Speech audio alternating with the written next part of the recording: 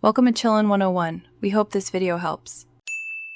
You start by confirming the card type and any adapter required, because mismatches cause read failures. Next, visually inspect and gently clean the metal contacts to improve electrical connection. Once done, align the card with the reader slot and push until it seats. You should feel or hear a slight click. If the reader has a multi-slot hub, place the card in the correct labeled slot to avoid confusion. This ensures the device recognizes the card immediately.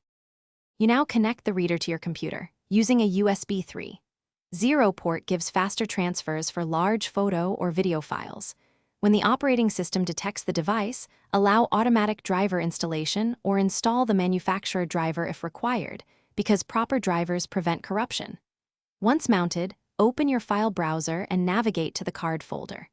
Then copy or move files. Use copy for backups, move for freeing space. Make sure transfer progress completes before proceeding to avoid partial files.